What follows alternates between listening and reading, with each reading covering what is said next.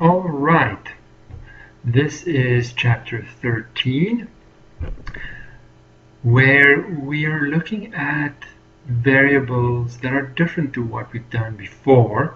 This time we're looking at nominal or categorical variables, and the techniques that we've done previously won't work in the same way. If we look at this example first, entitled the political demonstration example. 300 students at University K recently attended a political demonstration. With regard to year in school, we want to know, are these students significantly different from students at this university in general? Using some sort of significance level, for example 1% or 5%, whatever you want, in this case a 1% level. So the observed frequencies are over here. So we have 5 categories: freshman, sophomore, junior, senior, and graduate. And out of the 300 students, we observed these frequencies. So now the question is, do we think this matches what we'd expect in general?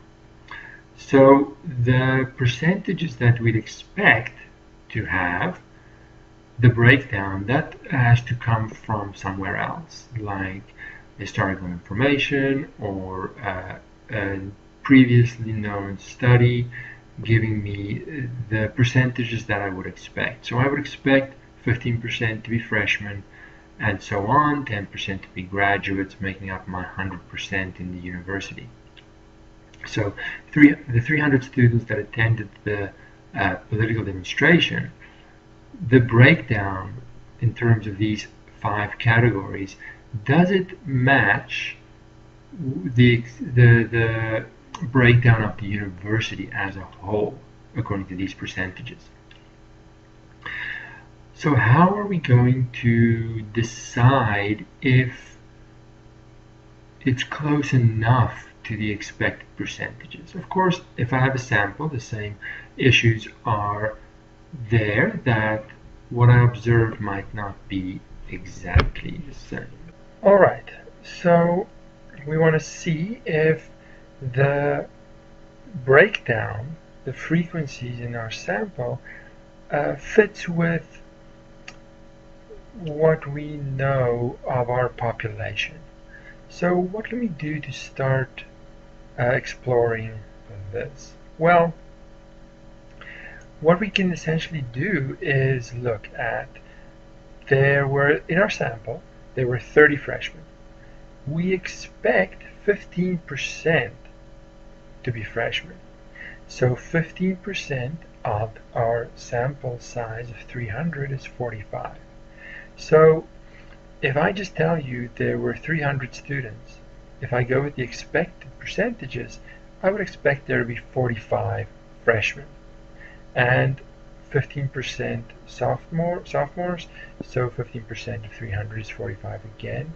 So I would expect the breakdown using my percentages to be 45, 45, 90, 90, and 30 graduates. So what we're going to do is we're going to compare what we observe with what we expect to see and get a number to see if that differs significantly according to our predetermined significance level. We want to see how good does my sample fit what I expect. So how are we going to do this? Well, I have this O column, which is observed, same as my observed numbers. I have the expected frequencies, which I get from the percentages that were known for my population.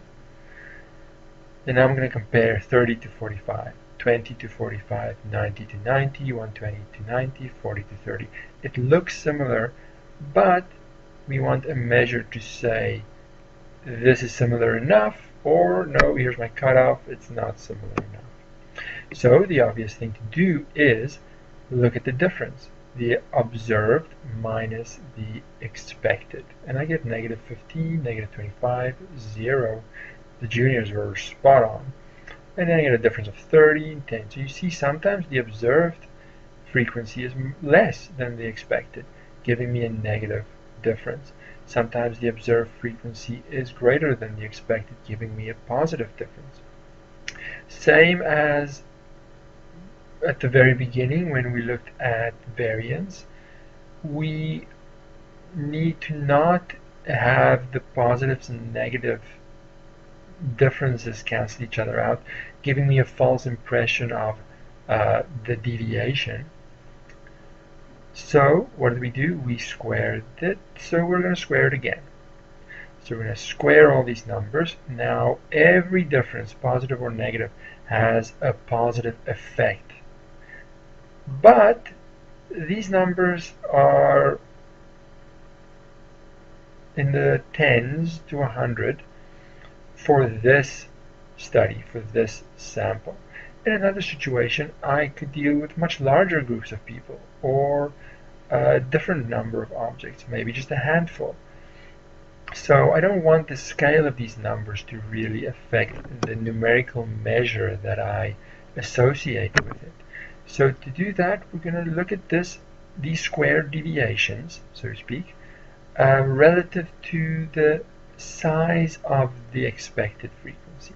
So I'm going to divide it by the expected frequencies to always scale the numbers down. It's all relative to how big the numbers were. So if I work with thousands instead, I'm going to divide it and look at it relative to that scale of number. Then I'm going to add all these up, and the numerical measure, the number that I associate with how good of a fit the observed frequencies are to the expected numbers, is going to be this 32.22. Now, if we look at this from a hypothesis testing point of view, I again have a very similar structure to the steps. I have my two populations, students at the university who attend political demonstrations, and just students in general. And my research hypothesis is sort of what I'm hoping for. I'm hoping that the distribution, the breakdown, the percentages that I observe is different between these two populations, that the students attending the demonstration, the breakdown isn't the same, the distribution isn't the same as students in general in the university. And then the null hypothesis is, of course, that they are the same. So I am going to look at my comparison distribution. And the distribution that we're going to use in this case is the chi-squared distribution. Now, it also has a degree of freedom, and that's going to be the number of categories minus 1. In this case, I have 5 categories, so my degrees of freedom is the number 4. Let's just take a step back and talk about the chi-squared distribution for a second. For slide number 3, if I took samples of 300 over and over and over and over and get that numerical measure and look at how those numbers range from 0 all the way up, I'm going to get this type of distribution. Depending on how many categories I have, the shape looks different. So in this case, we're over here. If I did take many samples of 300, calculate that numerical measure, the chi-squared value, based on the 5 different categories, observed versus expected. Every sample will have a different observed set of numbers. I'll get this distribution that over here, those are the more common situations. So I get something in general that slopes up a little bit and turns around and has a long tail to the right.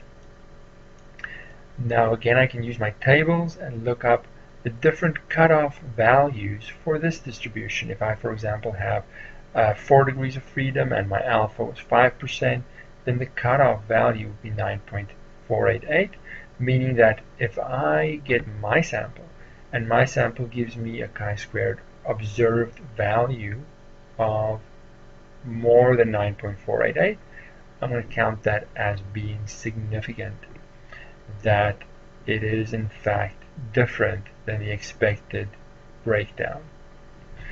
So in our case, we have 4 for our degrees of freedom. We were working with an alpha of 1%. So in order for me to be that much more confident that my sample does suggest a different breakdown distribution in the student sample, in the student population that attend political demonstrations, I need to get past the 13.277 point. So let's see what we have in slide 8. We observed, so my cutoff value is 13.277, and I observed from my previous calculations a 32.22. So then we can say that it is greater, so it's more extreme. The chances of me getting a sample that extreme is so rare that when I get one, I assume that it's because I can conclude with some confidence that it's because there is actually a difference, and the breakdown of students attending the demonstration is not the same as the breakdown of students in the university as a whole. So I can reject the null hypothesis. They're not the same, in favor of the research hypothesis, and conclude at a confidence level, an alpha of 1%, they are in fact different. So now let's go back to slide number 1, where we're now just going to look at some other examples, just getting me used to the process. That's a little different, but still very similar. So we have our attachment style example, where it comes from a questionnaire from students, like in a psychology class, where we observe the type of attachments. And I have only 3 categories in this case: secure, anxious, and avoidant. So these were the actual frequencies that I observed in my sample. Now, from a previous study done in 1978, the breakdown that you'd expect are these percentages. So from that, I can take my 90 sample, 50% of that is 50.4, then I expect 18 people to be anxious in my sample and 21.6 to be avoidant. How do I calculate the chi-squared statistic? I take the difference between observed and expected, square it, divide by the expected value for each category, and add them all up. Remember, the capital sigma means I add them all up. So I do that, and I get a chi-squared value that I observe from my sample as 4.45. Now let's see, what does that mean? So first of all, I would then compare that to, let me go to slide 3 here. What did I get? I just forgot it. I just looked at it, 4.45.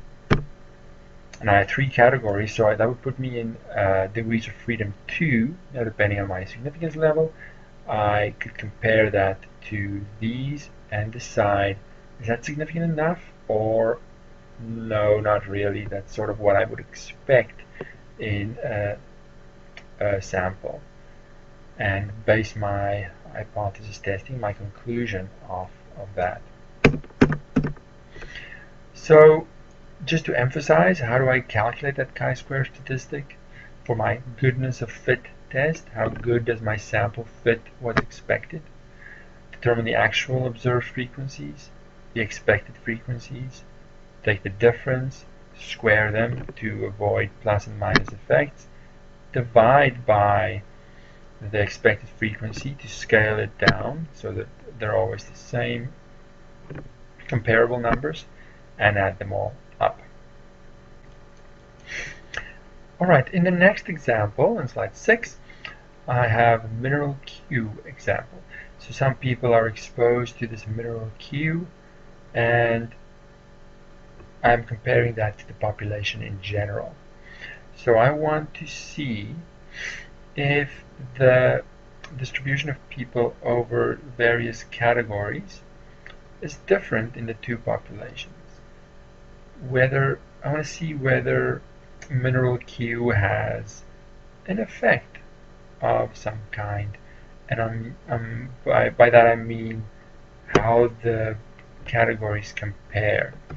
So if I look at what are the categories that I'm going to look at, I'm going to look at anxiety disorder, alcohol or drug abuse, mood disorder, impulse control, and so on. Does the breakdown of people having these conditions differ from the population as a whole? Now I observe these numbers from previous studies. I have the percentages of what it is in the US as a whole population, so I can calculate the expected number, the number that I would expect regardless of where the people live or what they're exposed to. Now I have my degrees of freedom. I have 5 categories again, so my degrees of freedom will be 4. My chi-squared value, I calculate the difference between observed and expected, square it, divide by the expected value, the expected number, and add them up. And I get an observed chi-squared value of chi-squared score of 8.84. What am I comparing that to? Well, if I'm looking at 5%, I have a cutoff. Where is that cutoff? I look it up in my table according to the degrees of freedom, 9.488. And I see my sample is 8.84. Is that significant enough? No. No, it is not. Let's run through the hypothesis testing steps. I have my degrees of freedom. My comparison distribution is the chi-square distribution. I have a cutoff of 9.488. I only observe an 8.84, so it's not more extreme than the cutoff, and I conclude that it's inconclusive. I can't reject the null hypothesis in favor of the research hypothesis. There isn't a significant difference in people exposed to this mineral Q. Alright, the other use for the chi-square test, it's similar but not exactly the same, is the test for independence. Let's do it by way of an example, the housing and children example. So young married women who have children versus those who do not have children, and either rent or own their homes. Are those two variables, are those two factors independent? Having children or not, or owning or renting a home. So I have 2 nominal variables. Doesn't matter which one you see as first.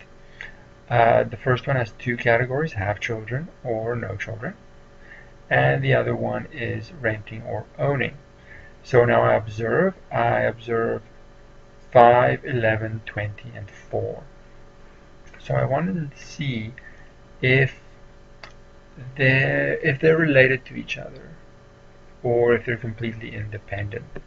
And it doesn't matter whether you have children or not, the ratio of renting or owning a house compares the same. So I get this as my sample. So I've rented, I have people that rent, in total 25. I have people that own, in total 15. I have women that have children, in total 16. There's my breakdown. And no children, 24. So I have a total of 40 women that I sampled, young married women. So I see here from the total that have children or do not have children, that is a breakdown of 40% versus 60%. 16 out of 40 is 40%, 24 out of 40 is 60%. And these percentages are nice and round, just for the sake of a nice example.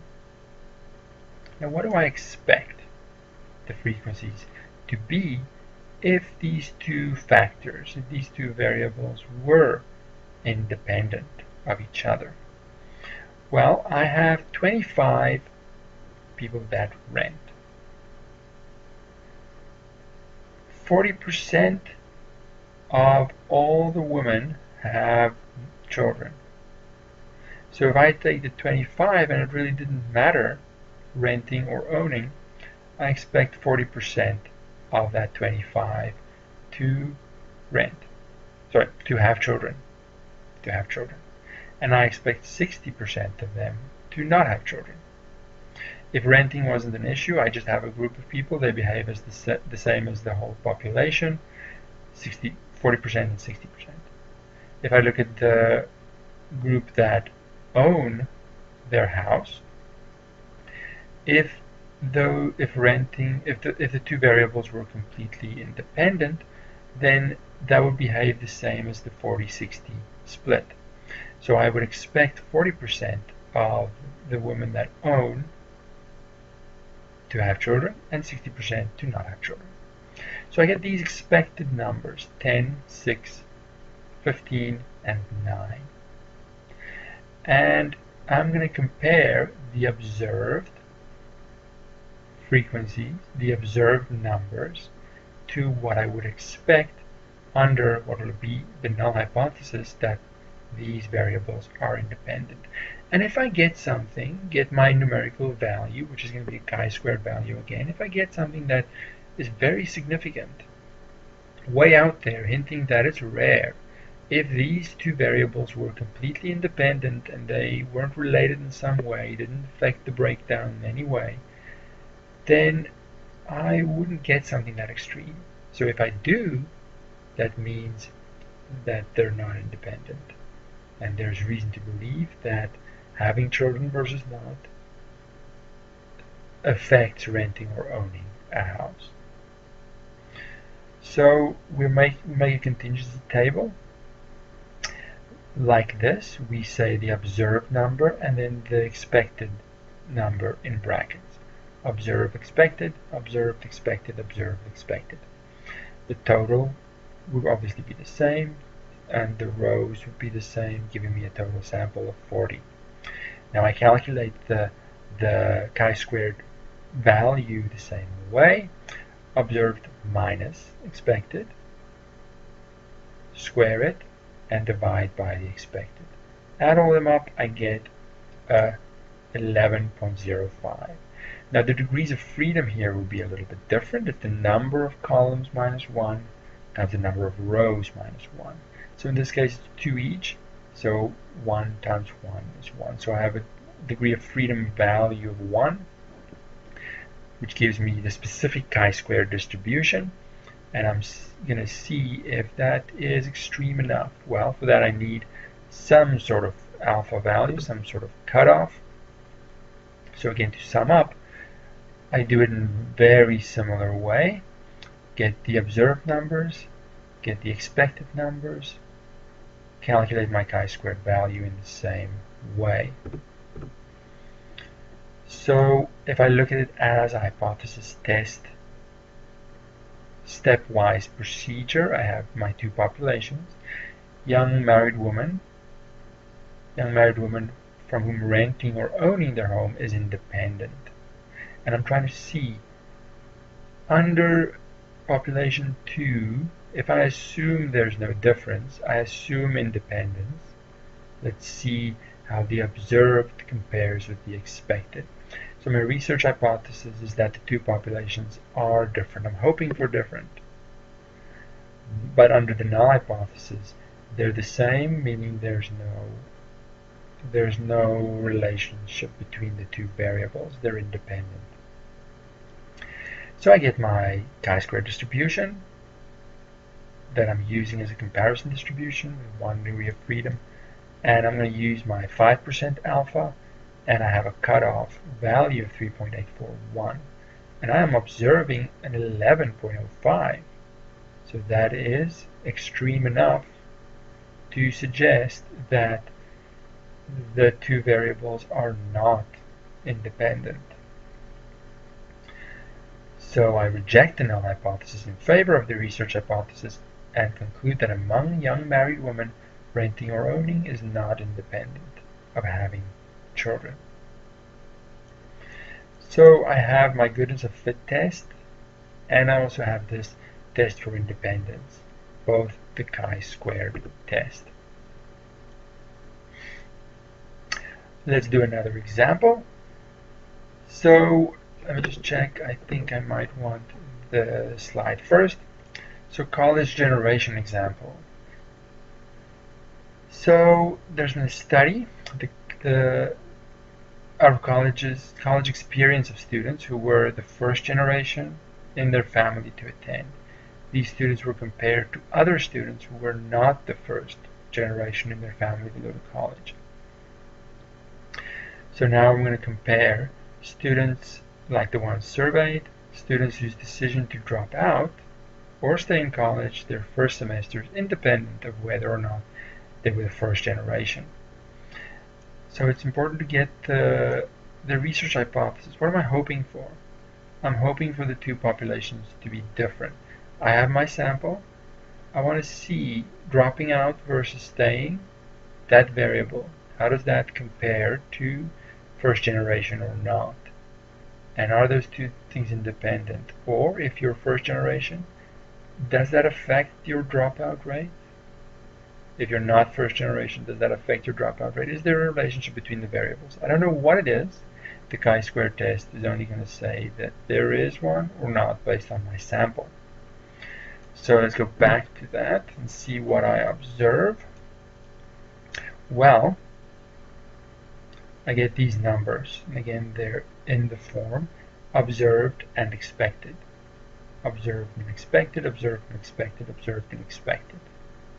Expected comes from assuming the null hypothesis, assuming that there is independence, that they do not affect each other. The degrees of freedom again is 1, and my chi-squared value, my chi-squared statistic, observed minus expected squared over expected, add them up, and I get a 6.73. Where is the cutoff value? Well, if I use a 1%, the cutoff value is 6.635. I'm just over that, so that is significant enough to conclude that I can reject the null hypothesis. There is a difference. They are not independent. First generation students are somewhat more likely to drop out during the first semester than other students. They are not completely independent. Being a first generation student does matter. We don't know why. We don't know exactly the reason. You can do other studies to now explore this further.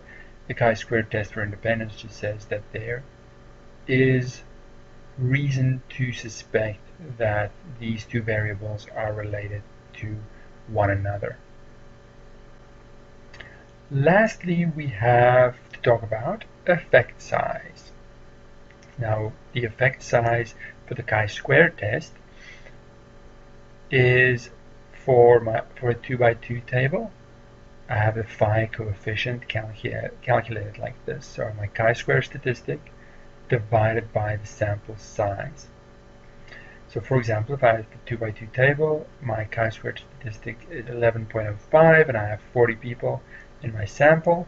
I calculate that as 0.53, and I have tables that you can see in your textbook that classify it as small, medium, or large, just like we've seen before. If I have larger tables, then I'm using Kramer's phi, which is calculated a little bit differently. The chi-square statistic divided by n, and as well as the degrees of freedom of the smaller of the two variables. So for example, if I have a 4 by 3 table, chi-square statistic of 5.83, 60 people in my sample, I calculate it as 0.22, and it has a median effect size over here. I also have the other table where, depending on the effect size and the sample and degrees of freedom, I can approximate the power of the study to give me an idea of a type 2 error, same as before. And lastly, I have another table that's sometimes useful, that's sort of the reverse, to get a power of 80% at 5% alpha. What is the sample size that I need to get that? So for a small effect size, to get a power of 80%, I need a fairly large sample, depending on the degrees of freedom, depending on the categories that my variable has. And if I already have a large effect size, I don't need a very big sample to get a power of 80%. Alright, that was the chi-square test. Remember to look in the textbook for more detailed explanations. This is just the first rundown of the idea behind this chapter, and hopefully following the correct steps, the quiz and homework will make sense.